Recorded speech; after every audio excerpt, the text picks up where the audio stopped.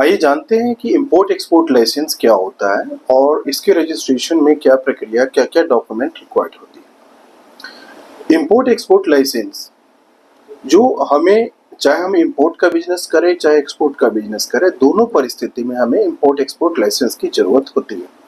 चाहे हमारा business proprietorship का हो, चाहे वो पार्टनरशिप का हो, चाहे वो 1 पर्सन कंपनी हो, चाहे वो लिमिटेड लायबिलिटी पार्टनरशिप फॉर्म हो, चाहे हमारा प्राइवेट लिमिटेड कंपनी हो या 1 पर्सन कंपनी हो या पब्लिक लिमिटेड कंपनी हो।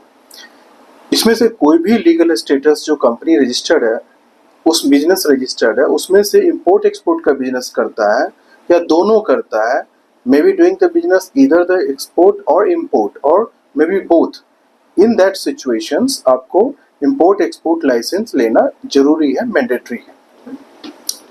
जो इंपोर्ट एक्सपोर्ट लाइसेंस हम लेते हैं, रजिस्ट्रेशन होती है, तो एक क्वेश्चन आता है कि क्या रजिस्ट्रेशन के बाद इसकी रिटर्न फाइलिंग होती है या क्या कंप्लायंसेस होते हैं जब आपके इंपोर्ट एक्सपोर्ट लाइसेंस मिल जाए, सर्टिफिकेट आपको मिल जाए।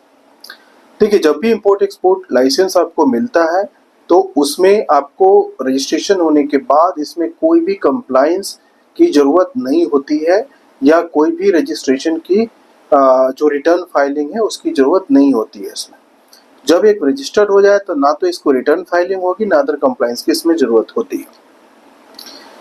अब आते हैं कि इसमें डॉक्यूमेंट रिक्वायर्ड क्या होती है जब भी हम इंपोर्ट एक्सपोर्ट लाइसेंस की बात करें। अगर हम प्रोप्राइटरशिप की बात करें तो जो प्रोप्राइटर है उसके आधार कार्ड चाहिए, उसके पैन कार्ड चाहिए और उसके जो करेंट अकाउंट है उसके कैंसिल चेक चाहिए। इसके अलावे जो प्रूफ है, एड्रेस प्रूफ है, उसके लिए चाहिए और उसके जो एस्टेब्लिशमेंट प्रूफ है। तो प्रोप्राइटरशिप के केस में जैसे जीएसटी रजिस्ट्रेशन सर्टिफिकेट उसकी इस्तेमाल हो जाती है। अगर हम प्राइवेट लिमिटेड की बात करें तो प्राइवेट लिमिटेड का जो सर्टिफिकेट है उसके एमओए है, एओए है, कंपनी का पैन कार्ड है, उसके डायरेक्टर्स के जो पैन कार्ड है, आधार कार्ड है, उसके मेल आईडी, मोबाइल नंबर, इसके अलावा जो कंपनी के कैंसिल चेक है करेंट बैंक अकाउंट का, उसकी रिक्वायरमेंट होती है हमें।